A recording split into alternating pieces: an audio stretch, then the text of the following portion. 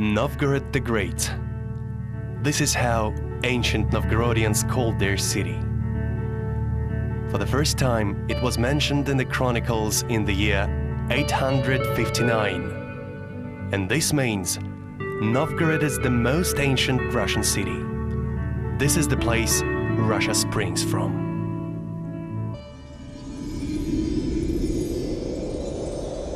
In the 9th century, the Slavs who inhabited the Ilmen Lake shores invited three brothers, Varangians, to reign in their lands. The eldest brother, Rurik, was destined to start the first Russian monarchical dynasty.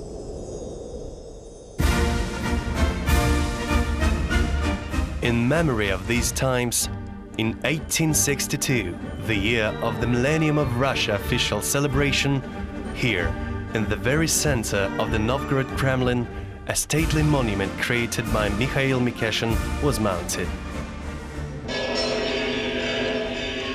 Vilivalde, an artist, depicted this moment on the painting which he is now famous for. It was the moment when Veliki Novgorod, for a single day, on September the 8th, became the capital of the Russian Empire. It was the day when the monarch Alexander II unveiled the Millennium of Russia monument. Nowadays, everyone can take a delightful look at this impressive canvas exhibited in one of the best museums of the country, which is located in the building formerly housing the Gentry Club. Rurik, the founder of the first monarchical dynasty, appears to be one of the greatest mysteries of Russian history. Halo of secrecy makes him a legendary, almost mythical character.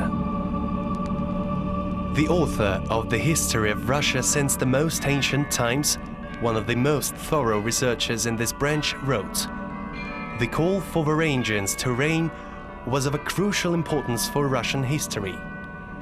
And it is just to regard this event as our history reference point." This, however, does not belittle the role of the Slavs in the process of building their own state system. Scandinavian yeast allowed Slavonic dough to rise. The future world power started here. Rurik is depicted on the monument as a rough warrior. The way to the Ilmen Lake begins by the walls of the ancient Novgorod Kremlin, down the Volga River. It was on a steep bank of the river where the Varangian arrival had settled down. The age of this place, Rurikovo Городище, is more than 1,000 years.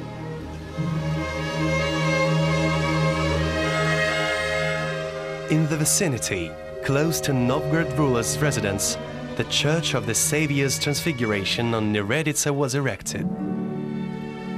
The small church was rich in frescoes. On the First World Arts Exhibition in the middle of the 19th century in Paris, Russia was presented with the frescoes copied from those in the Church of the Saviour's Transfiguration on Neredica. It turned to be the highlight of the program. Napoleon III, the Emperor of France, gave an order to strike a medal in memory of this exhibit.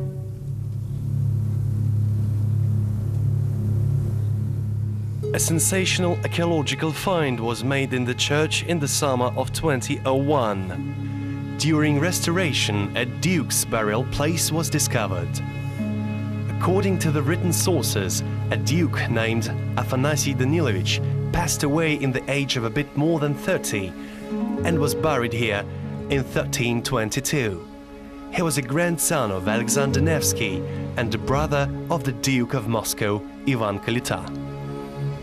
The find proves that Spasy Nereditsky Monastery had always been a part of the Rurik original residence territory.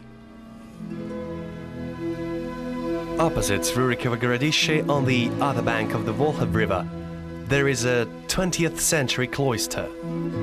The still functioning monastery reminds of a stately warder in front of the Ilmen Lake gates. This is where the Slavonic Sea opens up before the voyager's eyes. Just the same it was during the times of Russian epic heroes at court, who, according to the legend, had caught the Fish King here.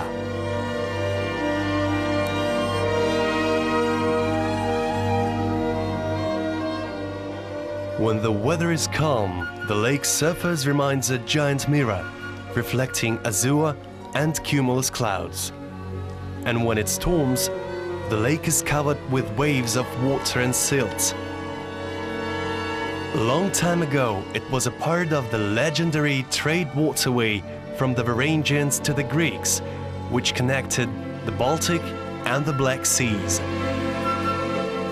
Along this way, the retinues were moving south to conquer and settle new lands, just like in the song about Prince Oleg, who nailed his shield above the Constantinople's gates and then made Kiev on the Dnieper the capital of his princedom. At those ancient times at Novgorod, a tradition of the treaty between the Duke and the city was established.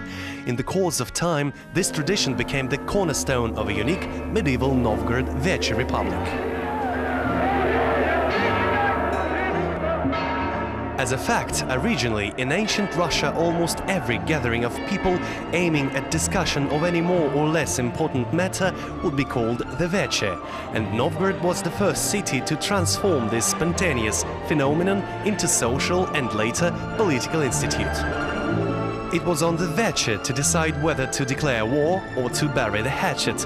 It also imposed taxes, confirmed treaties, exercised magisterial functions. The Weliki could even confiscate one's property. Among the Weliki privileges was a right to give the Duke power to reign and the right to dethrone him. For example, the Duke could hunt only in certain places and in certain time, and of course all the financial procedures between the Weliki and the Duke were carefully prescribed. And finally, the Weliki elected the Posadnik, the head of executive authority, or in modern language, the Republic's Prime Minister. Together with the Posadnik, the Tisitsky was elected. The Tisitsky was a kind of a tribune who combined the functions of the sheriff and the leader of irregular home guard. Before the bill projects were presented to the Weliki, they had been given readings in the Council of the Noblemen, some sort of the city legislative assembly. The Archbishop of Novgorod headed the assembly. Despite this fact, the Archbishop was not allowed to attend the Weliki unless given a special invitation.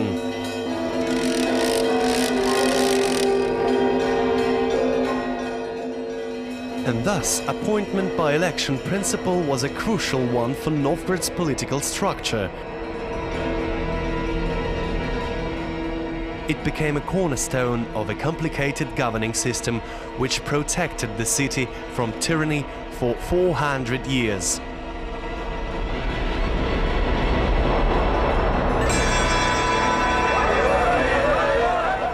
This place is called Yaroslavovo Dvoriще after a great Duke Yaroslav the Wise, who granted Novgorod its own Magna Charta.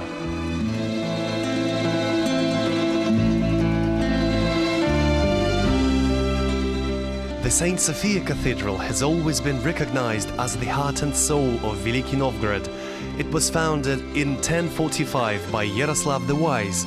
It was erected in only 5 years. A great number of objects of worship are kept here.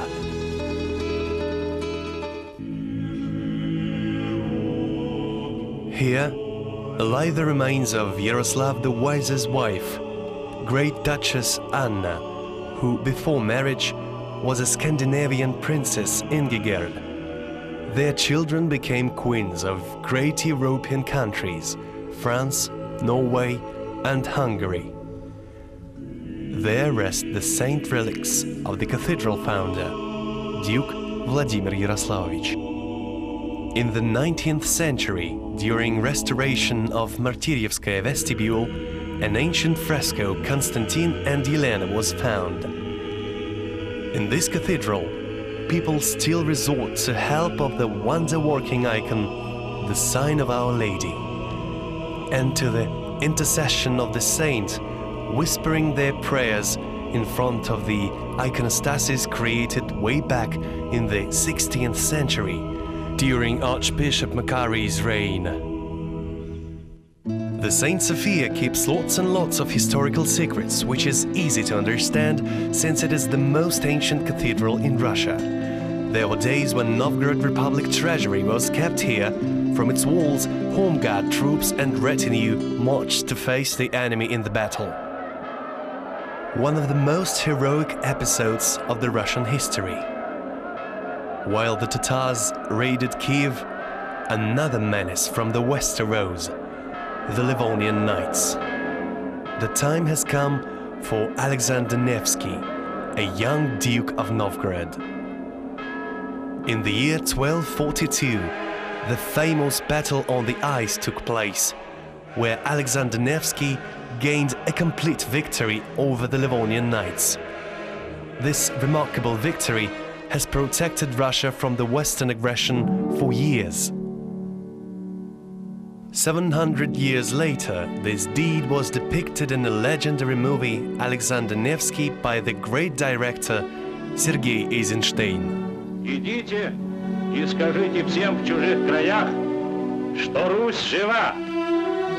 Пусть без страха жалуют к нам в гости, но если кто с мечом к нам войдет, от меча и погибнет. На том стоит и стоять будет русская земля. Novgorod luckily avoided the Tatar ravage. Hordes of nomads were on their way when they suddenly stopped, when only 100 kilometers separated them from one of the richest cities. It was then when Bati abruptly turned his cavalry back. People still believe that Novgorod was saved by the divine intent, and also by the bravery and heroism of those who fought invaders in other big and small towns of Russia. Nowadays, a great cross stands right at the place where Bati turned his horde back. Novgorod is also unique for the fact that it is probably the only place where one can see examples of pre-Tatar invasion culture, such as the St. George Cathedral of the Yuriev Monastery, with its frescoes belonging to the 12th century. In the St. Sophia Cathedral one may see the Alexeyevsky Cross, which is dedicated to the victory of the Russian troops over the Gold Horde in the Kulikov battle.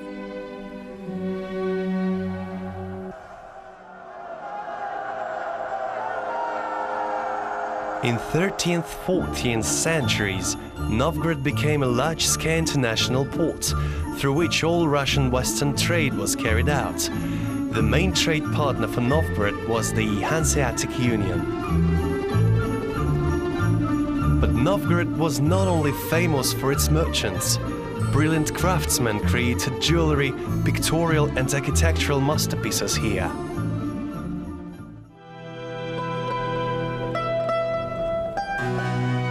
For a long time, Novgorod was a home for the greatest Byzantine artist, Theophan the Greek. One can still see his frescoes in the Church of the Transfiguration on Ilyina Street. Academic Dmitry Likhachev described these magnificent representations as the great epistles of the past, which appealed to the descendants to keep the faith and protect freedom. The Palace of Facets served as a place for official celebrations. In far ben of it, the Archbishop received visitors, and the Council of the Noblemen, which consisted of the most notable citizens, held its sessions. Now in the main hall of the palace there are around 150 displays of the jeweler's arts. These masterpieces, created by ancient craftsmen, were brought from the St. Sophia Cathedral sacristy and monasteries of Novgorod, among the treasures of the palace, gifts and donations of Russian dukes and tsars of different times.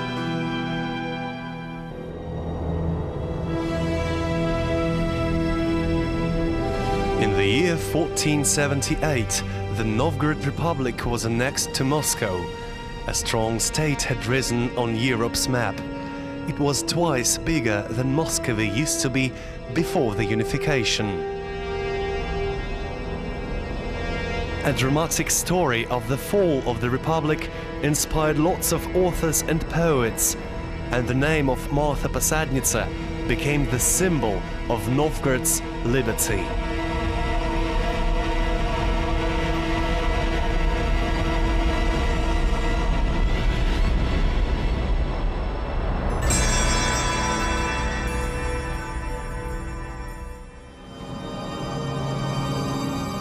Throughout the centuries, Novgorod had known lots of bitterness.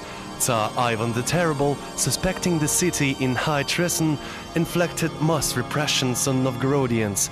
This is why you cannot find Ivan the Terrible among the greatest statesmen on the Millennium of Russia monument.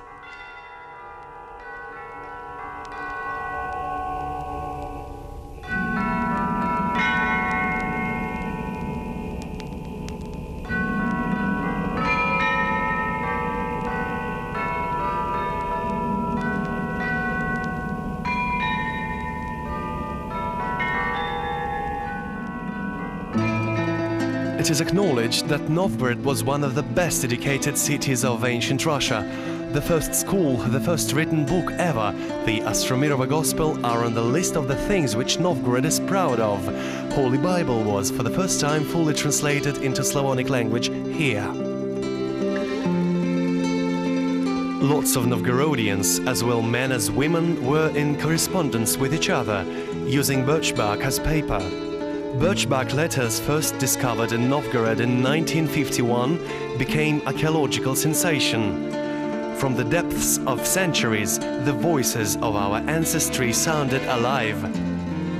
Novgorod archaeological expedition under the direction of academician Yanin discovered a huge amount of finds, revealing the most mysterious pages of the past. Novgorod is proud of its Museum of Musical Virtues, the only place where one can listen to gusli, the musical instrument which Russian epic hero Sadko used to play.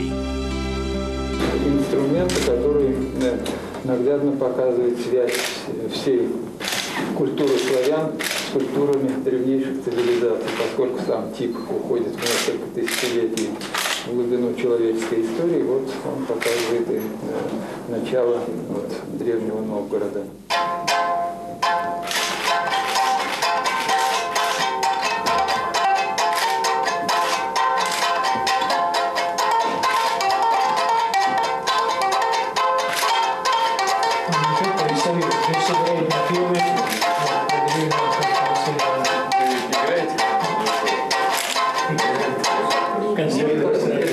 Положение характерно для лирообразных инструментов.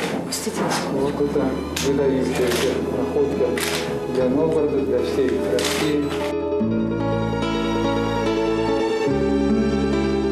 But not only in museums Novgorod keeps up its traditions. They still exist in folk festivals, crafts and in the kitchen. Weliki Novgorod had always been famous for its feasts. Its restaurant, located at one of the Kremlin towers, is famous for its ancient recipes cuisine. Its halls for a certain amount of times served as a background for exciting historical movies.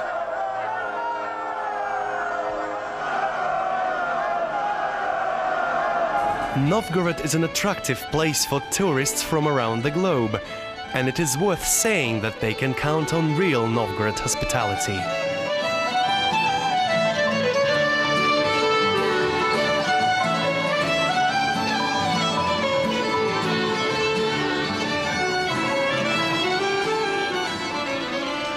Among those who decide to visit Novgorod, there are a lot of pilgrims who decided to visit Christian sacred places.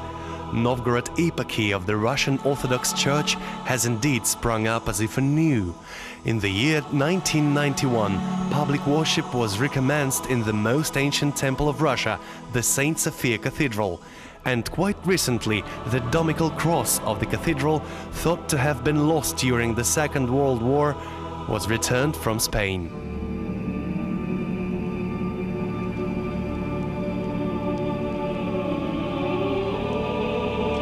During the Second World War, Novgorod was almost completely demolished.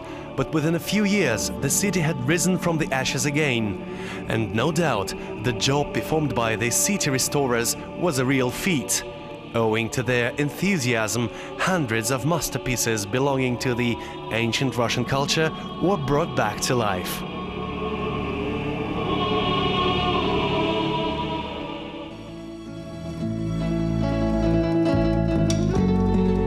In 1998, the city had been given back its historical name, Novgorod the Great.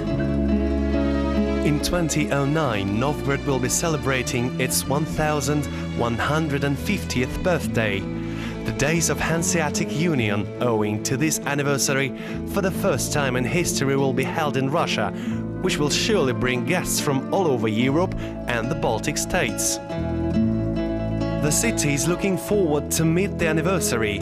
Monasteries and churches are being restored. The historical center will change its appearance. An international airport is being built in Krychevitsi to support tourism. A highway from Moscow to St. Petersburg will cross the Novgorod region territory. Entertainment business is developing rapidly. An aqua park is going to be built in the western parts of the city. On the places of ancient settlements, the museums of live history are going to appear.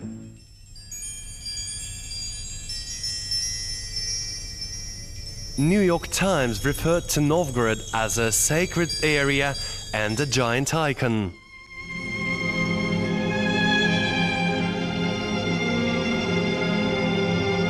According to the decree of the President of the Russian Federation, Veliki Novgorod's anniversary will be regarded as a national holiday.